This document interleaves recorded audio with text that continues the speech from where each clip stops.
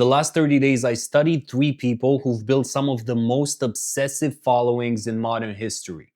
We're talking about Donald Trump, Kanye West, and Steve Jobs. And even though they're from completely different worlds, they use the same exact playbook and psychology to build cult-like loyalty and get people to be obsessed with them.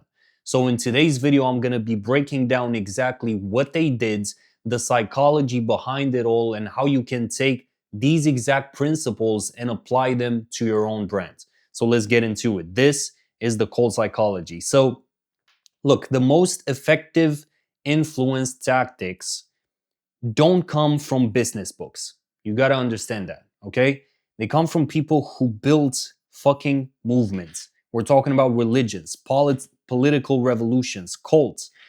And these people understood human psychology at a level that just marketing courses never touch. They knew how to create belief, not just interest, but belief. Not just customers, but disciples. And this is what you will learn today. And regardless of the industry that you're in, you could be a fitness coach, business coach, you could be in real estate, you could be a founder. You can use these principles to build something more than a fucking funnel, to build something more than a VSL, to build a fucking movement. This is my intention. So, for each person, so Trump, Kanye, and Steve Jobs, I'm going to be breaking down what they did, why it worked psychologically, and how you can actually apply it to your own brand, because I want this to be something that you can take and apply. So let's get into it. We're going to start with Donald Trump. Now, I know some of you watching, you might have some strong opinion on Trump. It doesn't really matter. Let's analyze what he did, okay? Because he built one of the most loyal political followings in modern history by far.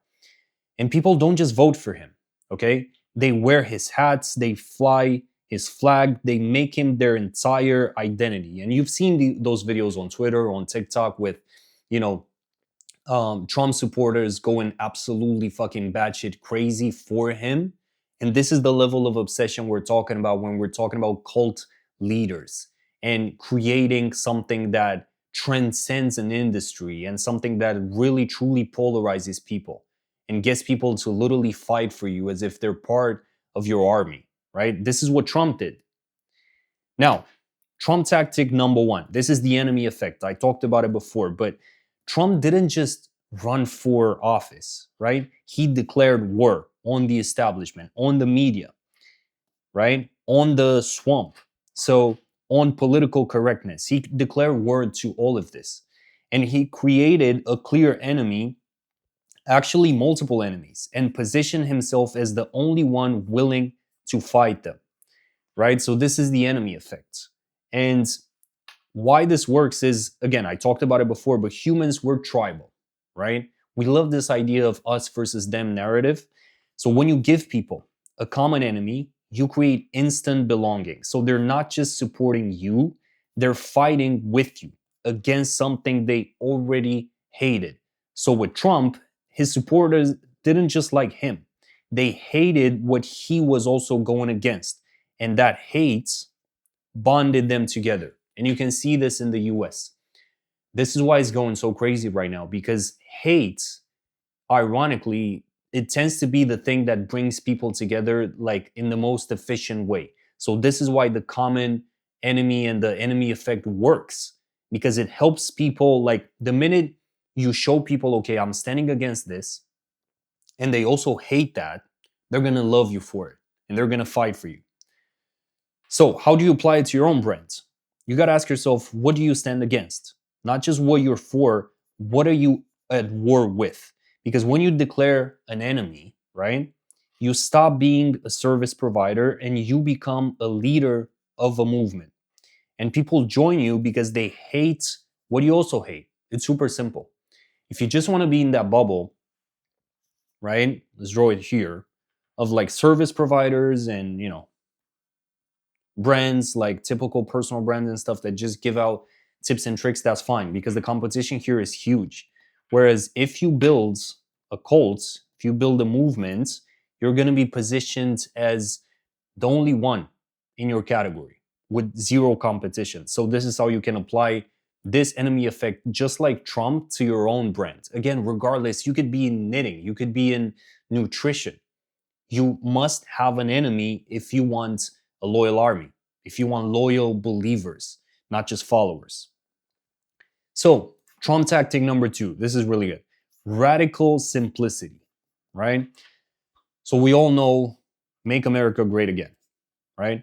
He was going for this like build the wall, drain the swamp, lock her up, all of these catchphrases and slogans that literally became like brand slogans. Every message was short enough to fit on a hat. I want you to think about that. Every message, think about like his bio, was short enough to fit on a hat and simple enough for even a child to repeat, impossible to misunderstand, right? While other politicians just gave nuanced policy speeches, Trump just gave rallying cries, right? Like sound bites, memes. This is what Trump mastered because he understood there's no way for him to compete against all of these politicians in the same sort of realm, in the same lane. So he created his own. With when he came up, I remember like years ago when he came up with "Make America Great Again." I was looking at that and I was like, God damn, this was fucking brilliant because he just turned that into an entire brand, again, a movement. So at that point, it wasn't just about like voting for Trump, liking Trump's policy. It was about literally joining that movement. And we all know how passionate slash fucking crazy some of these supporters could be. But again, this is radical simplicity. So why does this work? It's because simplicity is fucking key. Okay? So there's this quote, simplicity is the highest form of sophistication. This is it. People don't share fucking paragraphs, they share phrases. And Trump understood that in a noisy world, the simplest message just wins. And you can take this and again apply, look at your industry. What is the noise right now? What is the like really complicated messaging that people come up with? In my case, for example, it's all of this idea of building funnels on top of like flywheels. Everybody has this fucking complex terminology. For me, you can look it up on my YouTube here, on my Instagram. I literally say I turn creators into icons. That's my thesis. Okay? That could fit on a hat because we're talking about hats here. So repetition also with this creates belief. Repetition, right? He said the same things over and over again until people felt like that is the ultimate truth, right? So how do you apply it to your own brand? You got to ask yourself, what's your make America great again? What's that one phrase that captures your entire fucking movement? Because if you cannot say it in 5 words or less even, it's too complicated.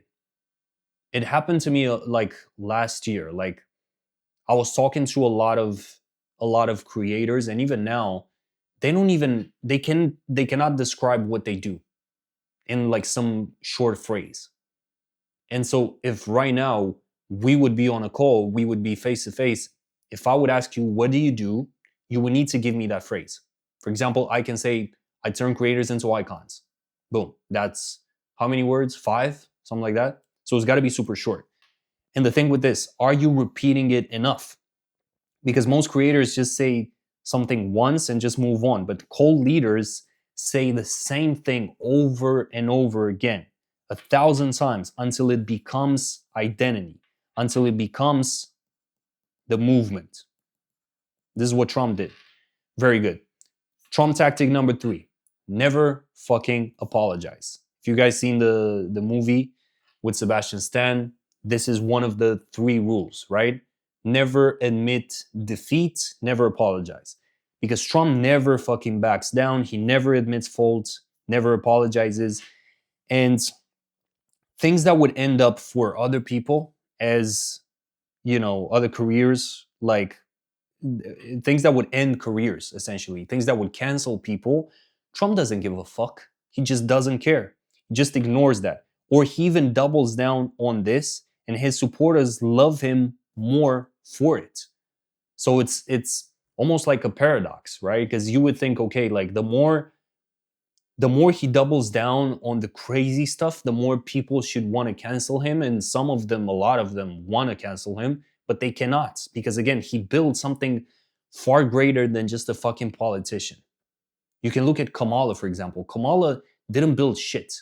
She didn't build a fucking movement. That's why people already forgot about her. No, nobody's really talking about Kamala anymore, right? But people are still talking about Trump. And again, never apologize. So why does this work? It's because apologies signal weakness in general, right? And when we're talking about building a brand, humans are wired to follow strength. So when Trump refused to apologize, it just communicated, I'm so fucking confident in my frame, in who I am, in my movement, in my brands, that your criticism just doesn't touch me. And that is not only polarizing, but that is magnetic as well. Because his supporters saw someone who just wouldn't bend to pressure. And in a world of politicians who just cave at the fucking, at the first controversy, that felt like power. So this is why that works. And how do you apply it to your brand, right? I'm not saying you gotta go around fucking cuss at people left and right and like be that guy. No. But you gotta stop over apologizing. Stop caving to every criticism. Stop letting the internet dictate your brand, essentially. Because when you're in that mode, and I've seen a lot of people try to, apologize for their pricing, try to say, I'm just honestly trying to give a lot of value. I don't want to charge too much. Stop doing that. Stop fucking doing that because that is weak. That is not positioning yourself as an icon in your brand, as a luxury brand, as someone that can charge $50,000 for coaching for an offer. You don't need to do that because when you're constantly apologizing and adjusting to please everyone, to please the market, you just signal that your beliefs are just not that solid, right? That you can be pressured. And that's obviously the opposite of cold energy. So don't be, in other words, be unapologetic with your message, with your brand. Have the fucking balls to say what you mean, just like I'm doing now. It might not be the best take ever, but it doesn't fucking matter. Never apologize. Do it like Trump. Never apologize and own up to your message. And who knows, in 6 months from now, 12 months from now, you might have a different opinion. But you're entitled to, in some way, like contradict yourself as time goes on and as you learn, as you grow your brand. But the thing is, if you operate from this place of, constantly apologizing, constantly going around with your head down, trying to not bother everyone, if you're trying to play it safe and trying to please everyone in the market, you're not gonna, in the long run, you're essentially gonna repel the right people. Because this goes back to the enemy effect. If you don't have the guts to stand against something unapologetically, people are not going to gravitate towards your brand. They're not going to be obsessed with you. So this was it for Trump. Let's move on to Kanye fucking West. Now again, I've chosen these cult leaders, as I like to call them, on purpose because I know some of you watching might be, fuck Kanye, and the other half is going to be, I love Kanye. I'm in the other half, but it doesn't really matter because half the world literally thinks he's a fucking genius. I think he's a crazy genius, but every genius is crazy. So, and the other half thinks he's just completely batshit insane, like not in a good way. But his fans are just fanatical, and they will defend him through anything, literally controversies that would just cancel anyone else, but his fans stay. Okay, and the question is, how does someone build that level of loyalty while being that divisive? We're obviously going to get into the tactics because Kanye is one of the most interesting case studies ever for essentially building a cult, because his level of confidence and his attitude of saying, you know what, fuck it, I'm just going to say whatever the fuck I want to say, that is what literally helped him become a billionaire. That is what got him to the top. So let's get into it. The very first Kanye tactic: weaponize self-belief. This is going to be nobody, I guarantee you, nobody, no, not these fucking gurus, they're not going to talk to you about this. But this is weaponized self-belief. So Kanye essentially told the world he was a genius. This is what he said. You know that interview he had when he said, like, I just told you who I thought I was, a god. I just told you. This is the weaponizing the self-belief. So before the world agreed, he was saying I'm a genius. He compared himself to Picasso, Walt Disney, Steve Jobs. He said things like, again, I am a god, and literally truly meant that. So most people with this would obviously be embarrassed, right, to say those things, because we're essentially, a lot of us, myself included, we're brought up with this idea of, you got to be humble, you got to keep your head down, don't bother people, don't say you're too much, don't have the bravado, don't fucking believe in yourself. And nowadays you have to fucking, especially when it comes to building a brand, the only reason why I was able to do this and now help others do it and make millions in the process is because I fucking believe in myself. I could get one view on a video, it doesn't fucking matter.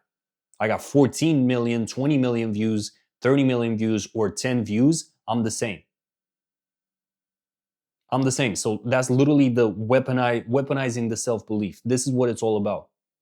Because if you don't believe in yourself, if you are controlled by a weak perception, a low perception of yourself, it doesn't matter how many strategies or how many fucking funnels or how many things you apply to your brand, you're not going to grow. You're not going to grow. And certainly you're not going to get to that level if you don't weaponize self-belief. If you don't believe in yourself, who else is going to do that for you? Nobody. So again, Kanye said them with complete conviction. He said everything with complete conviction. He wasn't faking it. So obviously, we got to talk about, why does this work, right? Because Kanye is an extreme example. I chose him on purpose. The thing is, when somebody believes something about themselves with total certainty, we start to believe it too. So confidence is contagious, right? Kanye's self-belief was so absolute that it became a reality distortion field. And we're going to talk about this with Steve Jobs as well, because it's the same. That's what I told you. Fundamentally, between these three people, it's the same playbook. It's the same psychology. So his fans didn't just like his music, they bought into his vision of himself. And when you buy into someone's vision, right, you become invested in it being true.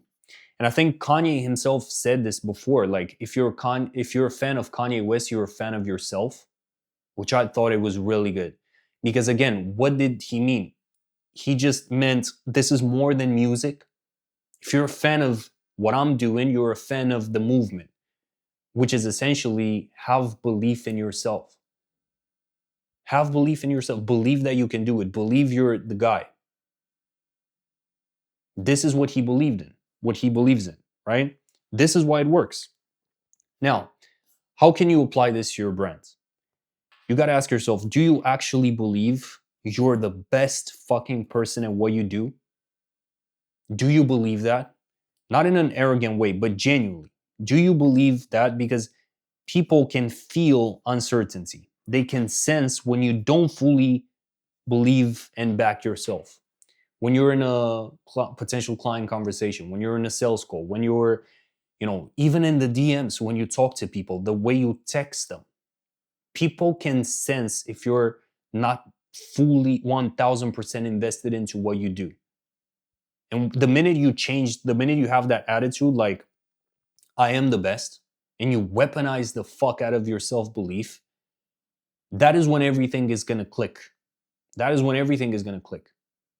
Because this is the entire space right now, especially when it comes to selling digital products and selling offers, coaching offers. A lot of these gurus are going to teach you how to overcome objections and try to convince people and build this fucking thing, nurture people all of the time and having to convince. And they do that because they don't mention this part, weaponizing the self-belief. It all starts there. Because ultimately, and I said this before, the minute you are at that level, it doesn't even matter. The offer that you sell doesn't even fucking matter. What matters is your energy that you bring to the table. This idea of, you know what, I'm the best. I'm the biggest in this. So this is how you can apply it. Ask yourself genuinely, do I actually believe I'm the best? And it doesn't matter, like, don't compare yourself directly to others, because it's not about that. But you have to believe in your soul that what you do is literally the fucking best thing on earth. Because potential clients, customers, whatever you want to call them, they will feel that. They will feel that. So let's move on. Kanye tactic number 2, radical authenticity through chaos, right? So Kanye says what he thinks. This is Kanye, right? Just Kanye being Kanye in real time, unfiltered. And sometimes it's brilliant, but a lot of the times it's just a fucking disaster. That's Kanye. And it's always, the thing is, it's always real.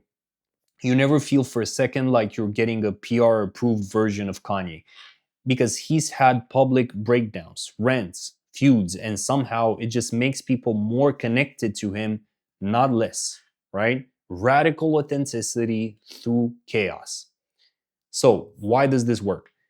It works because Kanye just feels fucking human, right? He doesn't feel like this polished fucking artist that just is so media trained and he just feels messy. He just feels real. And humans connect with humans, not just cold brands. His chaos just says, I'm not performing for you, I'm just being me. This is what he says, right? And that creates trust because his unpredictability makes him more trustworthy because you're seeing the real person. Sure, he might have a fucking breakdown, he might do a rant on stage, he might go on Piers Morgan, fucking drop an interview, whatever. But the point I'm trying to make is he's just being himself throughout all of the chaos. And again, unapologetic way, like just radical authenticity through the chaos. So again, how can you apply this? I'm not saying right now you got to go on your Instagram and just have a fucking public breakdown because it's not about that. Let me scroll back. It's not about that, right? But are you showing the real version of you? The opinions that might piss people off, are you showing that? Because Kanye is so real, he's just impossible to ignore. So there's a lesson there. When you're so fucking authentic to the point where, and again, it sounds cliche, but nobody has your story, nobody's like you 1000%. When you're unapologetically yourself, and when you understand what I'm saying here, the psychology behind building a brand like this, trust me, you're going to be impossible to fucking ignore. It doesn't matter the industry, it doesn't the offer, the product that you're selling doesn't even matter. You as a founder, as a brand, you're going to be impossible to ignore the minute you decide to be yourself. Now, tactic number 3 from Kanye, constant reinvention. And this is something that I absolutely love. Also because prior to me getting into business, I used to be a recording artist myself. I used to make music. And this is a principle that I really studied from, I think, from back when I was 14, 15. Because every Kanye album is completely different, right? Every era is different. He went from backpack rapper to stadium rock to minimalist gospel. He changes his aesthetic, his sound, and his entire vibe constantly. But somehow, because this is a caveat to this, somehow, through all of the reinvention, he's still undeniably Kanye, right? So, why does this work with the constant reinvention? It's because reinvention creates anticipation. So, it's this idea of what the fuck is he gonna do next, right? We don't know.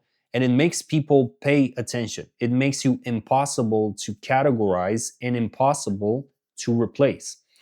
But the key with this, because this is what I wanna highlight, there's a core identity underneath all of this for Kanye. There's a core identity. And the reinvention is just surface level.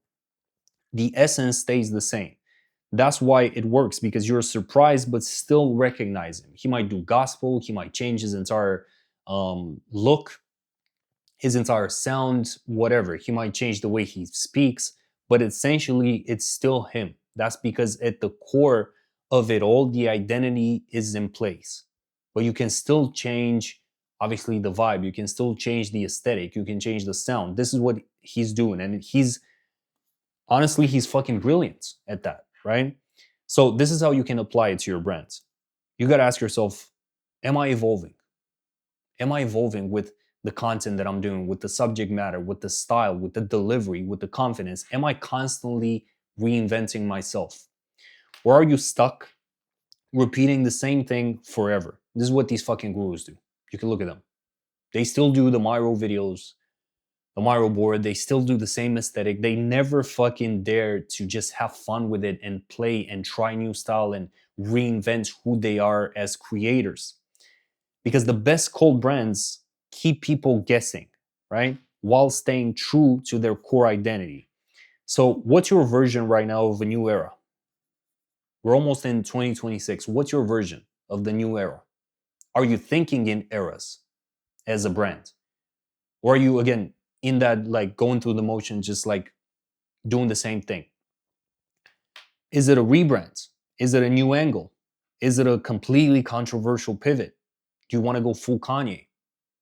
Think in eras and think in every 3 months, every 6 months. How do I constantly reinvent myself, both on a human level, but also on a brand level, right? How do I constantly bring something new to the table so it keeps people guessing? It keeps people wanting more. This is how Kanye is essentially, and you can see this throughout the years.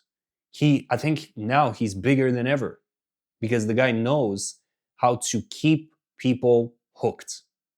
So this was Kanye. Let's move on to Steve Jobs. So Steve Jobs built arguably the biggest cult brand in business history because people wait in line for hours. They argue with strangers online for Apple, and they just make Apple part of their identity. And all of this came from Jobs, right? His vision, his psychology, his understanding of what makes people believe. And this is very interesting what he did. So the very first tactic with this is, again, the common enemy, very similar to what we talked about with Trump, even Kanye as well. Because from the beginning, Jobs positioned Apple against something. First, it was IBM, big brother corporate computing. Then it was Microsoft, boring, fucking boggy, soulless computers. And Apple was always the rebel fighting the empire. That was the positioning, that was the common enemy. And even the famous 1984 Super Bowl ads literally showed Apple users as freedom fighters destroying Big Brother, right? So they went like fully, they went 1000% in with this idea of the common enemy. So why does this work? Again, it's the same psychology as Trump, because when you have an enemy, you have a cause, right? People weren't just buying a computer, they were joining a revolution, right? So he didn't make it about the iPhone or the computer, the iMac. He literally made it into a revolution, into a movement. And you can look at Microsoft. Microsoft tried to pull something like that, but they didn't do it, not at this level, right? So the revolution was essentially against, boring corporate creativity killing technology, and Jobs gave customers something to fight against. And the way you apply it is what I mentioned with Trump. So the second tactic from Jobs, reality distortion fields. And this is very interesting because Jobs essentially had what people called this, a reality distortion field. He would tell you something impossible, right, was going to happen. So something, we're going to build a new iPhone, like, or the first iPhone rather. And everybody was going like, what? That's not possible. We cannot build not even a prototype, like a phone like this. And he was saying this with such conviction that you would actually start to believe it too. So his teams would achieve things they thought were impossible because he simply decided they would. So this is a very interesting, and you can see this with the biggest names, with Walt Disney, with Elon Musk, right? They create this idea of reality distortion fields because their belief and their conviction is so strong to the point where they can make you believe in that reality. They can make you believe everything is possible, right? So again, why does this work? It's because belief is just fucking contagious. I said it before, my clients, for example, are believers, not only in my methods and my thesis and my ideology. They're believers, almost like the Kanye thing. They become their biggest believers. Why? Because I have the belief. So that level of belief and that level of energy is contagious. It's the same thing here. Because when someone is absolutely certain about a vision, without a doubt, without hesitation, it affects everybody around them. And Steve Jobs' belief created cult believers. This is why Apple is at this level today. Because we're talking about believers, we're not just talking about customers. So he didn't sell just products, he sold a vision of the future. And he believed in it so much, so completely, that you couldn't help but believe it too. Now, how do you apply this to your brands? You got to ask yourself again, what's my vision? What's your vision? Not your offer, your vision for what's possible. What is that vision? And do you believe it with absolute certainty? Because if you seem again unsure, no one will actually follow you. And Jobs, the thing with him, he was a true believer. He was a true believer. That he had that kind of belief that just allowed him to create something like this. Because a lot of people don't understand, even with brands.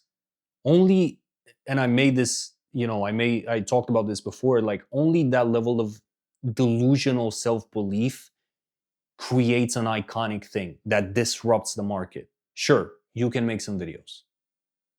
You can do some posts here and there, some carousels.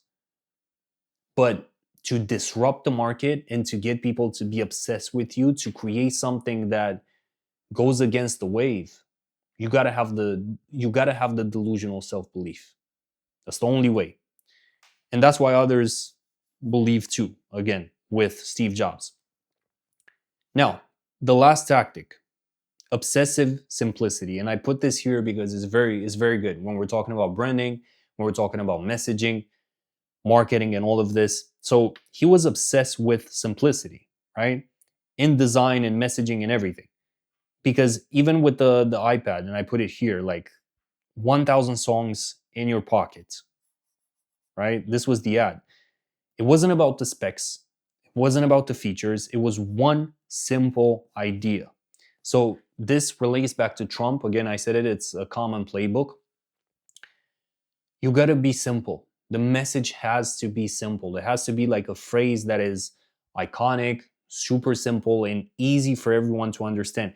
Because with Steve Jobs, for example, he removed buttons, he removed complexity, he just made everything so simple, it felt inevitable. It felt like, again, like a revolution. At the time when the iPod launched, when the iPhone launched, when the first iPhone launched, the world was just used to BlackBerry, the BlackBerry phone with like hundreds of fucking buttons here and there. Like this guy just came in and said, you know what? Fuck all of this. We're going with like this, obsessive simplicity. We're going with something that just completely, it might flop completely, or, it might have that success. So why does this work? It works because simplicity, and you need to understand this, especially when you're in the middle or when you're in the beginning stages of growing a brand. Simplicity signals mastery. So when something is simple and elegant, we assume genius behind it because complexity, right, feels like confusion. Simplicity just feels like truth. And simple messages spread. Again, think back to Trump. Simple messages spread. Complicated fucking, nuanced policies, whatever, it didn't spread for other politicians. But like Trump came in with a simple make America great again, boom, took off. So again, in this case, 1,000, let's compare this. 1,000 songs in your pocket is something memorable, but a portable music device with fucking 5 GB of storage is not. 1,000 songs in your pocket is. And this is copywriting as well, but it's the same principle. Simplicity. With everything that you're doing, especially if you're in complex niches, you gotta dumb it down in terms of messaging so everybody can understand. Because the more you do that, the more you're gonna win. And how do you apply it to your own brand? It's simple. Again, literally in the world, it's simple. Is your message simple enough? Like, can someone explain what you do in just one sentence? I said it before. Because if it takes a paragraph, you've just lost them. And this is very good. Complexity is a sign that you haven't done the hard work of clarifying things. Complexity is a sign that you have not sat down with your brand, with your messaging, to clarify everything. Because Jobs spend more time removing than adding. And you got to do the same. He constantly spent time, especially with iPhone. They were spending so much time removing stuff, making it as simple as possible. He called it human-centric design. Why? Because it was not about the product, it was about the actual human experience with the product, the user experience. And it's the same thing here. If you haven't spent the time to clarify, simplify, and refine your messaging to the point where everybody can understand you in 5 seconds, then you got to do some work. Because the more complex you are, the more you're trying to confuse people with all of this terminology, the more it doesn't really work. I know these gurus are telling you you got to build your unique mechanism and give it a fucking complex name and build all of this. And I talked about it before in the past. And it does work, but you have to, again, with this, you have to be simple. You have to be simple because complexity just repels the right people. People got to be, especially nowadays, we're almost in 2026, attention spans are super low, at an all-time low. People scroll, they instantly got to be able to know, okay, this guy's doing this, he can help me with this, so that's it. Now, this is your cold brand checklist, just to kind of like recap here. Who's your enemy? That's the very first thing. What broken system, lie, or ideology are you at war with, right? What's your 5-word message? So, super simple, super short. What identity do people take on when they follow you? Who do they become? Where in the market are you polarizing? Do you polarize people? Who should hate you? Who should love you? And if no one does hate you, you're probably playing it way too safe with your content, with your brand. Do you fully believe in yourself? Before they believe in you, you have to believe first.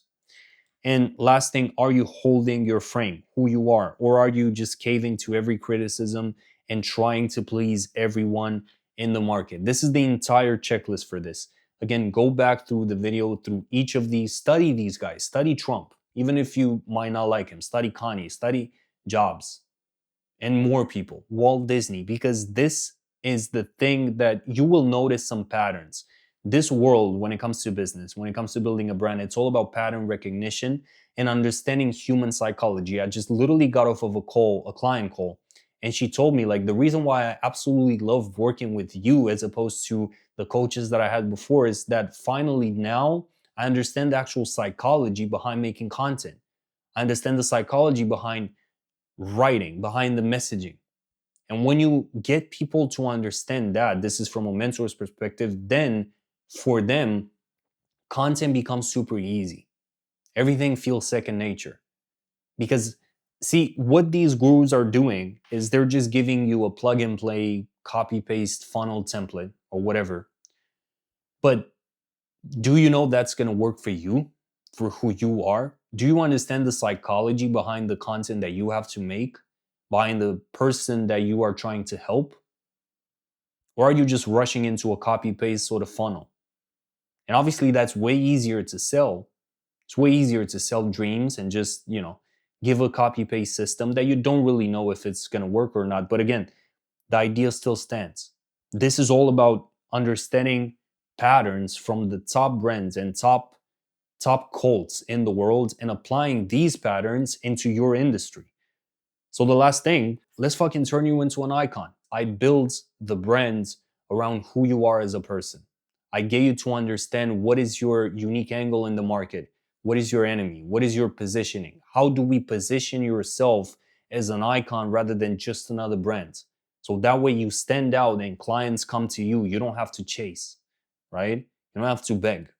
And we're going to do this without the fucking funnel bullshit, without all of this. We're going to do it the right way. So if you're interested, you can DM me down below and we're going to fucking turn you into an icon.